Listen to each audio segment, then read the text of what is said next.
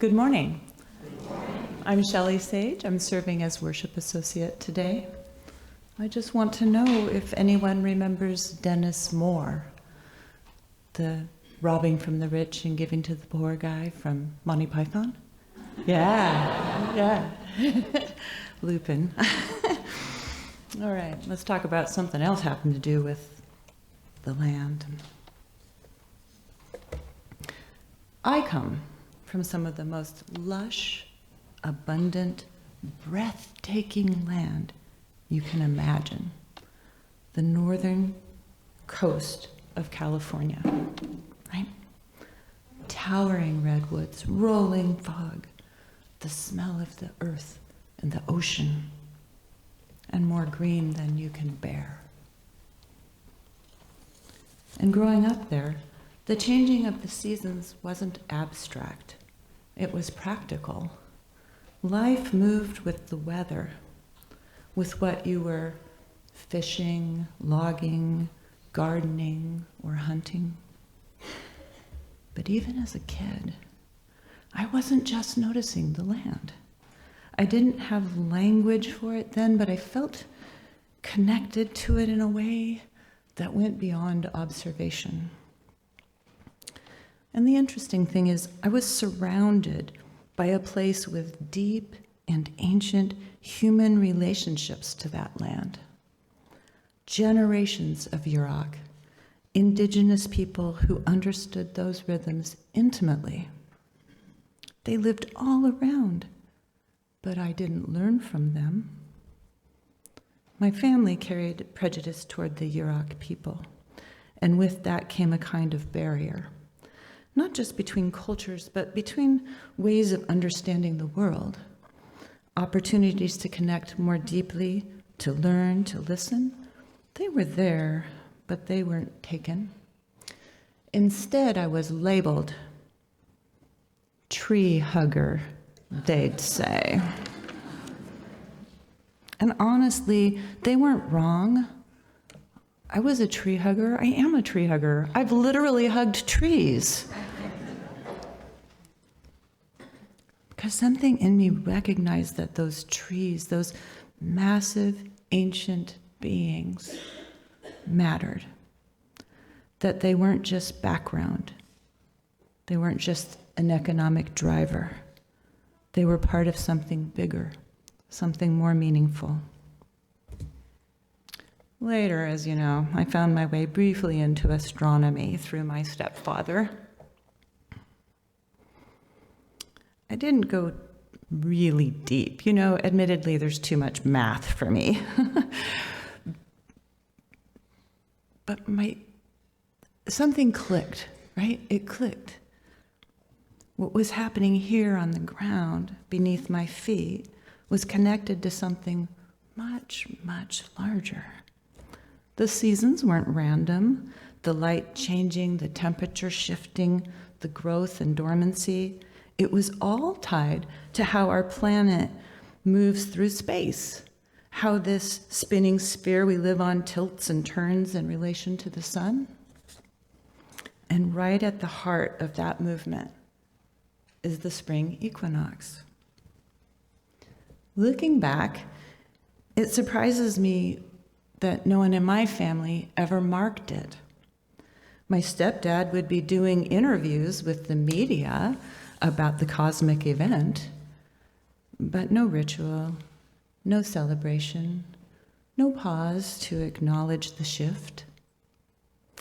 We were, after all, good atheists, and anything resembling paganism or any kind of seasonal or earth-based reverence was something to dismiss, not explore. But here's the thing.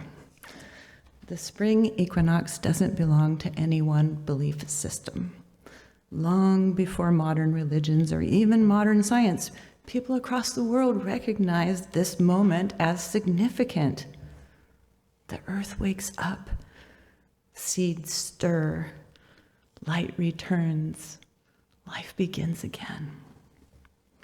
And maybe what resonates with me now is that those traditions weren't about superstition as much as they were about attention, about honoring cycles, about recognizing that we are part of the same rhythm. We don't have to adopt a label to appreciate that. We can simply notice. And maybe that's what this moment is for me now, a kind of turning point. A decision to finally acknowledge what I felt as a kid, that pull toward nature, that sense of connection, that instinct to see meaning in the changing seasons. Maybe celebrating the spring equinox doesn't mean becoming something new, something that was, maybe it's returning to something old, something that was always there, not just out in the world, but in here too. Happy spring. The Tightrope by Phillip Aeriel. Life viewed as a high wire act. One foot in front of the other, arms wide to catch the air. To the left, the past, heavy and full of stone. To the right, the future, light and full of wind. I walk the thin line between. The present moment vibrating under my soles. To stop is to fall. To run is to fall.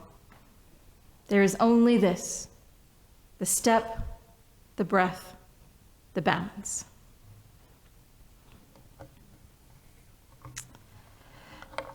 Back when I was in my early 20s, I, like many folks I knew, lived with roommates at a cute little rental house on 55th and Northeast Davis in Portland with a fenced backyard, and I shared it with a variety of people over the few years that I lived there, including a lesbian couple that I will, for the sake of this story, call Grace and Frankie.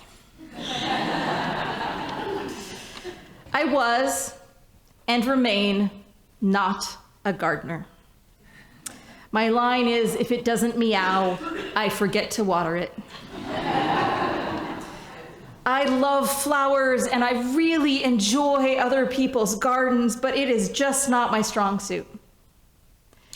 But even I knew enough to be a little alarmed one day when I arrived home and discovered Grace excitedly exclaiming, "Did you know that we're growing wild onions?" Only to have to break it to her that she had just dug up all of our dandelion bulbs. Now, we are lucky that we live in Oregon and many of our flowers are already blooming. We've been through crocus season, the daffodils are in full bloom, and yesterday I walked down a waterfront park and saw all the cherry blossoms together with about 10,000 of my closest friends. But Ostara, or the spring equinox, is the day when we celebrate the halfway point between winter and summer solstices. It's a time of year when we celebrate that which has been nurtured all winter under the earth and is about to burst forth and flower. Spring is the time of balance. And Ostara, which pagans in the northern hemisphere celebrated on Friday, is the moment of balance between winter and summer. It's the festival of fertility and life, of springtime and fecundity. And it's the time where all that time in the nurturing dark bursts forth. We celebrate the winter solstice as the time the light returns, but as I said then, it's kind of a thin promise. It's hard to celebrate the return of the light when it's still dark before 5:30 or before 5 p.m. We know it's coming, but it's got a long way to go. But by Ostara, especially in a climate like ours, spring is solidly here. We can wear t-shirts some days. We've got flowers blooming, and especially with daylight savings time, it is not truly dark until almost 8. That feels reasonable. We live really near the 45th parallel, the halfway point between the equator, where the days and nights are almost equal lengths all throughout the year, and the North Pole, where the sun rises right about now and doesn't set until the fall equinox. I know there are people who don't thrive in the gray of Oregon winters, who find the drizzle distracting and distressing and need more sunshine. But I, as a fifth-generation Oregonian, honestly don't mind the gray most of the time because we balance. We have 4 seasons, or kind of 12 if you know, you know. We're in fall spring, heading for the pollination. But we don't have bitter cold and only rarely terrible heat. It is not sticky here. And I like our sense of balance. But the other part of Ostara is celebrating that time under the earth, the wanted pregnancy that leads to birth, the gestation of plants throughout the winter time. And so today I also want to talk about that intentional building time, the effort that we put into something we want to flower. I picked up 2 books yesterday that illustrate this. The first is called Kin by Sophie Lucido Johnson, who writes that the nuclear family can't give us all we need and how we need to nurture other relationships with friends and extended families that can help support some of those needs.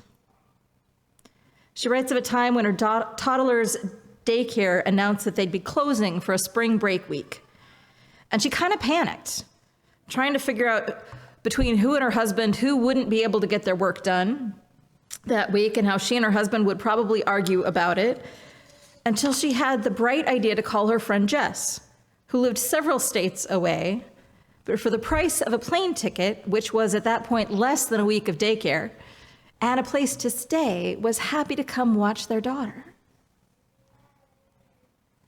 But the thing with kin, the people who may or may not be blood relatives, but are those people that you trust with the big stuff, watching your kids longer than a babysitter, helping clean your house when you're really sick, driving you to the hospital. Those relationships need that gestation period as well. They need to be fostered and tended to so they're there when you need them. The idea of the nuclear family was actually sort of invented in about the 1920s. Before that, we stayed closer to extended family, and that was the natural way of things. Now, as people move more, we need to be intentional about developing those close networks of friends, and ideally friends of different age groups. I know for many of us, losing our friends is one of the hardest parts of aging. And so if we nurture networks with people of different ages, we are less likely to be left alone. The other book I picked up was by Dean Spade, and it's called Mutual Aid: Building Solidarity During This Crisis and the Next. Spade describes mutual aid not as charity, it's not just giving to a GoFundMe account, but instead as a political tool, with a broad group of people working together to challenge an economic system that isn't meeting the needs of a group of people. He first describes the difference through the lens of the Montgomery bus boycott. When we hear the story of the Montgomery bus boycott, we tend to think about Rosa Parks and Martin Luther King Jr. We think of it like we are taught to think of many things as a group that had leaders who got other people to work together with them. But we don't hear about the thousands of Black men and women who managed to find transportation to ferry about 30,000 Black residents of Montgomery around, who generally relied on the bus to get to where they needed to go. Many people spent long hours walking to get to their jobs. But for folks who couldn't do that, mutual aid groups actually bought cars for Black drivers to use, who operated free taxi services for folks who needed rides. It was activities like this that actually enabled folks to hold fast for the 18 months it took to win their court case and fully desegregate the buses. 18 months. Mutual aid is rarely a one-time thing. The key example of it right now is what's been happening in Minneapolis and St. Paul, where ICE has been targeting immigrants regardless of criminal records. Neighbors have started these enormous signal groups. They crashed Signal because they had too many thousands of people in each group. They've been helping drive children to school. Churches and neighbors have been collecting and distributing food to people afraid to go out shopping and providing rent money for people who can't work in the current climate. They've supported neighbors whose breadwinners or parents have been taken away, even providing breast milk for infants whose mothers were taken. Mutual aid isn't just charity, it's working together to shine a light on the limits of capitalism and provide new systems of help that illustrate new and more sustainable ways of working together. Spade writes, "We are encouraged to be mostly numbed out consumers, but ones who perhaps volunteer at a soup kitchen on Thanksgiving, post videos about animal rights on social media, or wear t-shirts with feminist slogans now and again. The false separation of politics and injustice from ordinary life, and the idea that activism is a kind of lifestyle accessory, is demobilizing to our movements, hides the root causes of injustice, and keeps us passive and complicit. Robust social movements offer an opposing view.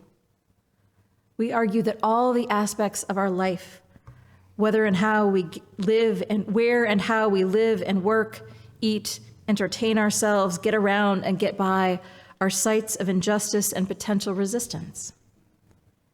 Activism and mutual aid shouldn't feel like a hobby or like volunteering. It should feel like living in alignment with our hopes for the world and our passions. It should enliven us.